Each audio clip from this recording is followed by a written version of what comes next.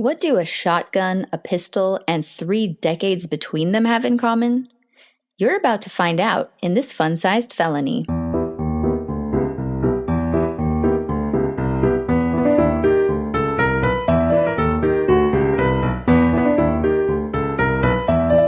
Welcome back to Forgotten Felonies. I'm Monica, and this is a fun-sized felony.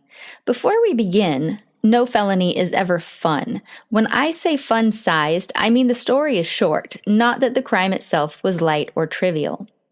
This case is short on official motive, but long on echoes.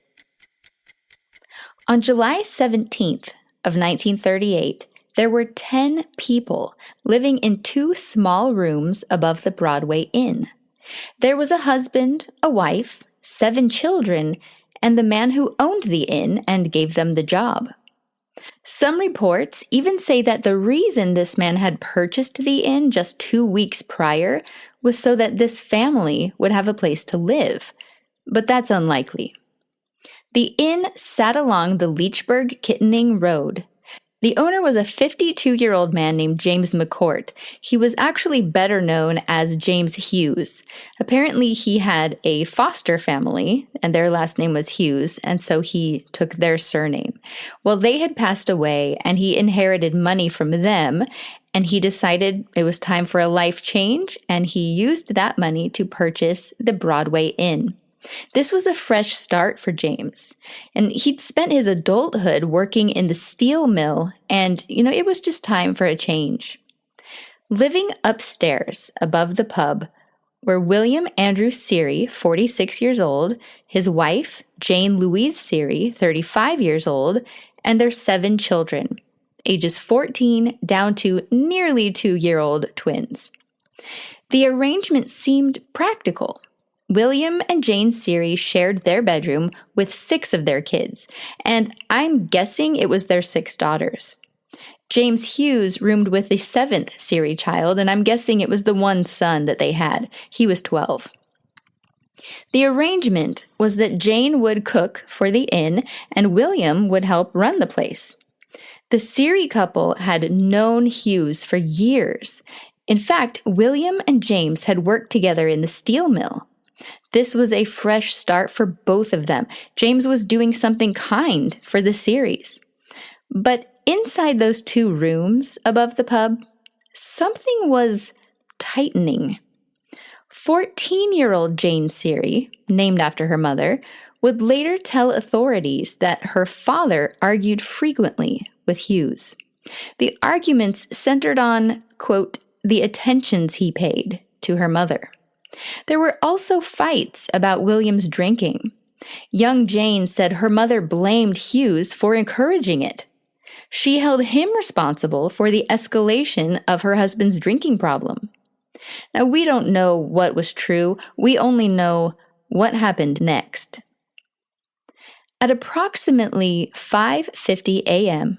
on Sunday, July 17th, 1938, 14-year-old Jane was awakened by gunshots. Oh my Lord! James Hughes had been shot twice in the head while he slept. Jane Louise Seary lay in the doorway of the bedroom that she shared with her husband and 6 of the children. She'd been shot twice in the head as well.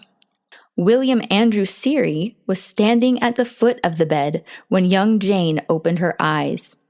Jane watched her father raise the pistol and fire the 5th bullet into his right temple. 5 shots left 3 dead and 7 children orphaned in a single morning. The coroner's jury took place on July 26th and ruled that William Seary killed his wife and James McCourt Hughes before taking his own life. But motive? Jealousy was suspected. An illicit affair? Perhaps real, perhaps imagined. We don't know. Alcohol? Humiliation? 10 people in 2 rooms? Afterward, the children were placed in temporary care in Armstrong County. If relatives could not be found, they would be sent to the county home for orphans. James Hughes's foster sister, Nellie Hughes Bauer, She came and she claimed his body, and he wound up being buried in the St. Mary Magdalene Cemetery in Homestead, Pennsylvania. The Seary bodies, for a time, went unclaimed. A look at the death certificates shows that they were eventually buried in the Forks Zion Lutheran Evangelical Church Cemetery. The last word on the children was that they were being sent to the county orphan home in Westmoreland County. And that might have been the end of the story. No searches for any of the kids' names come up with anything ever again. But this wasn't the end of the story, not really, because this was not the first time a man connected to this family terrorized a Pennsylvania town over a woman. Now we need to walk back nearly 30 years. It's February 26th, 1909 in Fairhaven, Baldwin Township, Pennsylvania. Jane Louise Seary wasn't a Seary yet. She was a child. She was 2 days shy of her 6th birthday. Her parents were Margaret and Christopher Hampy. In mid-February of 1909, Margaret left Christopher and went to stay with her mother and her brother. The house was still technically on Christopher's 7-acre farm, just at the other end. On the evening of February 26th, around 8:00 p.m., Christopher Hampy grabbed a double-barreled, muzzle-loaded shotgun and stormed over to the Wayman house. He yelled for his brother-in-law to come outside, and then he demanded to speak to Margaret. The brother-in-law agreed, but when he went back inside to get her, he actually just bolted the doors. There was no way he was sending his sister out to talk to a lunatic. Christopher paced outside. He shouted for them to send his wife out, quote, so I can blow her head off. Now, is that going to make them want to send her out? Probably not. Realizing that he wasn't going to be able to terrorize his wife that night, he instead walked the streets of Fairhaven with his shotgun, terrifying the entire hamlet. Pedestrians scurried inside. Families locked themselves indoors. Officials over in a larger town were notified at about 8:30 p.m. They had to wait for the 9:30 train, and so they wound up arriving around 10:00 p.m. By then, Christopher had actually gone home, but no one in Fairhaven had even dared step outside because they didn't know he'd gone home. They thought maybe he was just lying in wait, ready to shoot the first person who was brave enough to come outside. So for about 2 hours, he effectively held the entire town hostage.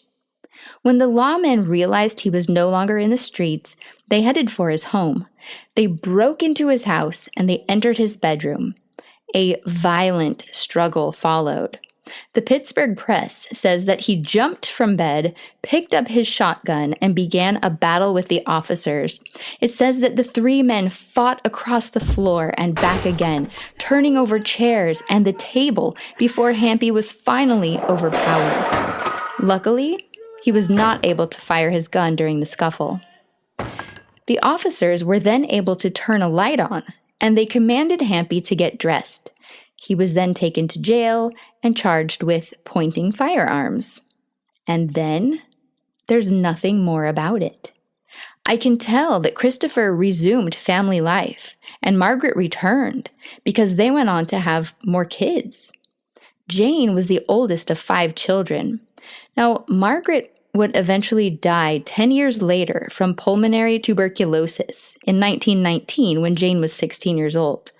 The last will and testament of Margaret Hampy was going through probate court in November of 1921 when Jane was 18. She and the next youngest sibling, 16-year-old Robert, they were not considered minors in 1921, but the youngest 3 siblings were. I don't have birth dates for the youngest 3, but I'm willing to bet at least one of them was born after the shotgun incident. We do not know what the household was like in the years between the shotgun incident and her death. We can't say whether the violence continued, but we can say this. A man who terrorizes a town with a shotgun does not invent that capacity for rage in a single evening. Extreme behavior exists at the end of a spectrum, and spectra do not appear out of nowhere. Christopher may not have gone to that extreme before or after that day, I have no idea, but it's highly unlikely that he wasn't aggressive in other ways at other times. And this brings us to the echo. In 1909, a man paced the streets with a shotgun, threatening to kill his wife. In 1938, another man paced at the foot of a bed with a pistol and did. Different men, different decades, same state, same family line. It was the same volatile mix of wounded pride, possessiveness, and public humiliation. Jane Louise Hampe was just shy of 6 when her father terrorized Fairhaven. She was 35 when her husband shot her in the door of the bedroom while her children slept. We do not know what she witnessed as a child. We don't know what she internalized. We don't know what she believed about anger, about men, about danger, and what was permissible in relationships. But here is something worth pondering. Violence does not always pass down through genetics. Sometimes it passes through normalization, through silence, through the quiet message that explosive rage is something a family survives and then simply continues. Intergenerational violence does not require identical crimes. It only requires that volatility be familiar. And tragically, familiarity can dull the alarm bells. 10 people slept above the Broadway Inn. By sunrise, 7 children were alone in the world. They only had each other. And nearly 30 years earlier, in another Pennsylvania town, another bedroom confrontation had nearly ended in blood. Their grandfather was stopped. Their father was not. The shotgun, the pistol, these were 2 moments separated by decades, but connected by a question we still struggle to answer. When anger becomes part of the emotional climate of a family, how many generations does it take before someone pulls the trigger? Big shout out to Olivia for finding this case in the first place. You were right, this is the perfect fun-sized felony. And shout out to Wendy Deakins for hunting down some death certificates for me. The stories in the newspaper had the complete wrong last name for this family, and Wendy somehow worked her magic and figured out who they really were.